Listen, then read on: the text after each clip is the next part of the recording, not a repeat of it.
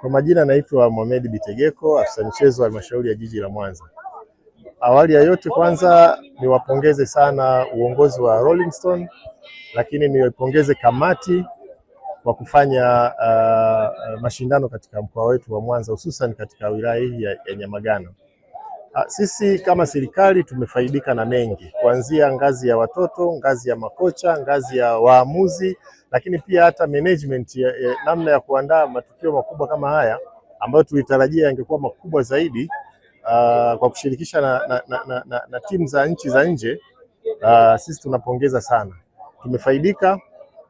Wote waliohusika wamejifunza, lakini sisi pia tumeona namna ambavyo tunaweza tukajifunza uandaaji wa matukio kama haya, namna ya kuaccommodate watu kwenye kulala, chakula, viwanja, vitu vyote hivi tumejifunza namna ya kuviandaa.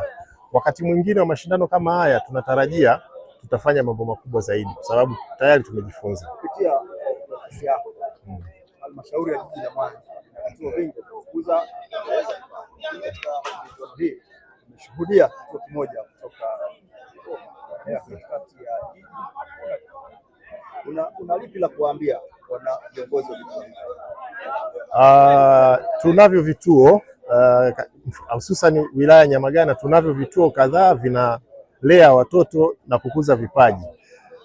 Lakini katika mashindano hayo Igoma Heroes wamejitokeza. Mimi nitoe rai kwa vituo vingine, wakati mwingine wa mashindano kama haya tujaribu kushirikishana ili tuweze kupata watu ambao watatusaidia katika gharama za uendeshaji. Changamoto kubwa niliyoipata ni kwamba ilikuwa ni gharama za kuingia katika mashindano haya, lakini wakati mwingine sasa tutashirikiana kwa pamoja kuona idadi kubwa ya vituo, kwa sababu faida tunayoipata hapa ndio ile ambayo miaka yote huwa tunaipata katika mashindano ya kitaifa ya UMISETA, UMITASHUMTA, kupitia mashindano kama haya. Kwa hiyo wakati mwingine tutashirikiana na vituo kuhakikisha tunapata watu wa kutushika mkono katika uchangiaji wa gharama za mashindano.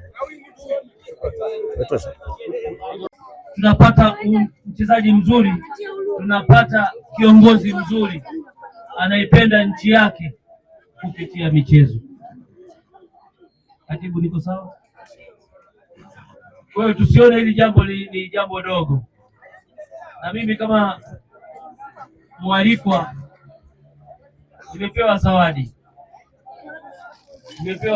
hii, na mimi zawadi hii nampa kijana huyu, ataenda kumpelekea baba yake, kwa sababu tu amemruhusu au wazazi wake wamemruhusu kuja kushiriki katika mashindano haya.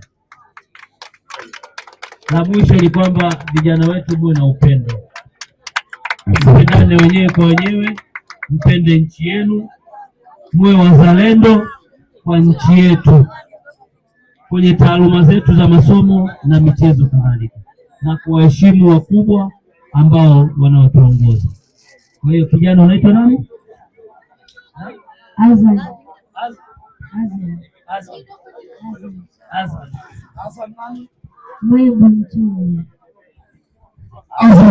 Mchimbi. Pokea zawadi hii, utampelekea baba.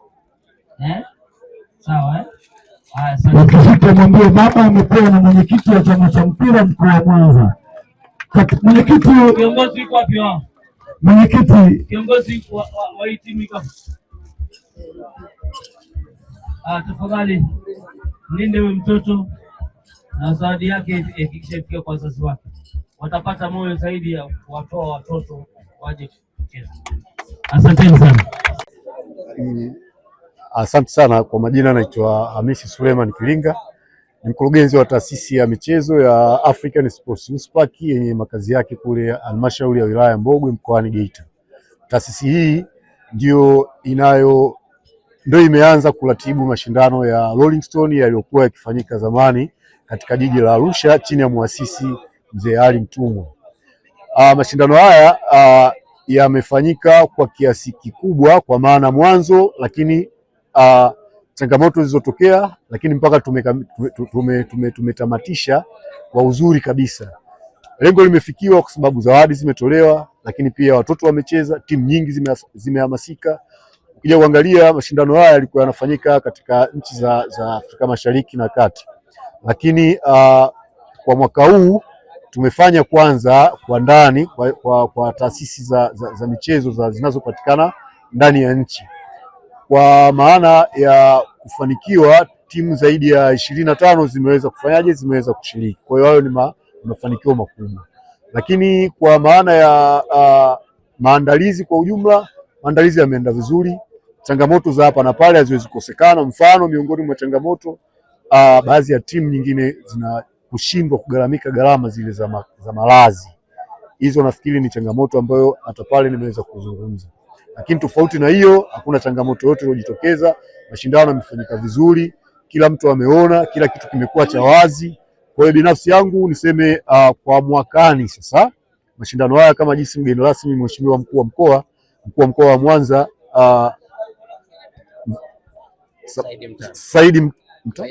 Saidi Mtanda ni kwamba ameahidi kutusapoti kwa mwakani aweze kufanyika kwa ukubwa zaidi. Sasa kama mkuu wa mkoa ameahidi kusapoti afanyike kwa ukubwa zaidi, tafasiri yake nini? Tafasiri yake ni kwamba tumefanikiwa msimu huu, lakini msimu ujao tutafanya vizuri zaidi ya msimu huu, na maana yake ni kwamba kila mwaka yatakuwa yanafanyika mfululizo kwa muda wa miaka 5 katika mkoa wa Mwanza. Kwa mwakani atafanyika hapa mpaka miaka 5 itakapoisha. Kwa hiyo niwaombe wa Tanzania, niwaombe wana Afrika Mashariki na Kati wote wanaoisikiliza interview, mwakani mambo yatakuwa mazuri sana. Zawadi zitakuwa nyingi, lakini pia tumepata kuna taasisi nyingine kutoka nje ya Afrika, taasisi nyingine kutoka Afrika Magharibi ambazo na zenyewe zimeomba kwa mwakani na zenyewe kushiriki, lakini tuna taasisi moja kutoka Uturuki na yenyewe pia mwakani tunaweza tukawa nazo. Tueleza pengine faida ya mashindano haya. Faida ya mashindano haya ni nyingi sana. Cha kwanza kabisa, walimu wanafundisha watoto kule. Wale watoto wanatakiwa kuja kuonekana kwenye mashindano. Kwa shindano hili linawafanya watoto waje kuonekana. Baada ya kuonekana, nini kinafuata? Baada ya kuonekana, watu watagundua kipaji chake. Hatimaye wale maskauti au wanaotafuta vipaji wanapowaona, tayari inakuwa ni daraja kwake yeye kutoka hapa alipoonekana kwenye haya mashindano ili kwenda kupata muendelezo zaidi. Lakini faida ya pili ni kwamba hawa watoto wanatoka katika mazingira tofauti tofauti. Jamii yetu ina sehemu kubwa 3: nyumbani, shuleni na mtaani. Watoto wengi sana huwa wanapata changamoto kule mtaani, kwa sababu mtaani sio salama. Nyumbani wako wazazi, shuleni wako walimu, lakini mtaani wanakutana watoto kutoka maeneo tofauti tofauti. Kule ndiko wanakopata tabia ambazo haziko sawa. Kwa hiyo walimu wanaowafundisha kule wanafanya kitu kikubwa sana. Kwa hiyo zaidi wanapokuja kukutana hapa, wanajenga urafiki, wanajenga undugu, wanabadilishana tamaduni zilizo bora, kwa sababu wanatoka kwenye vituo maalum. Lakini pia sababu nyingine ni za kiuchumi. Sababu za kiuchumi, mashindano yamefanyika Mwanza, kuna kina mama ntilio walikuwa wanakuja wanauza, watu wenye vitu vidogo vidogo wanakuja hapa wanauza, watu wamelala loji. Kwa hiyo kwa udogo huu kuna faida kama hizo ambazo zilizopatikana. Kwa hiyo kwa mwakani naamini mashindano yatakuwa makubwa na hizo faida zote zitaonekana kwa ukubwa wake. Neno lako sasa kwa vituo pindi mashindano yanaanza kuchangia fursa ya kushiriki mashindano. Kwa vituo vyote ambavyo vilivyoshiriki au vinatarajia kushiriki, kwanza kabisa lazima wazingatie misingi ya ufundishaji. Misingi ya ufundishaji kwa maana mtoto aandaliwe vema. Kuandaliwa vema maana yake yeye kama ana miaka 14 asipewe mafunzo ya miaka 20.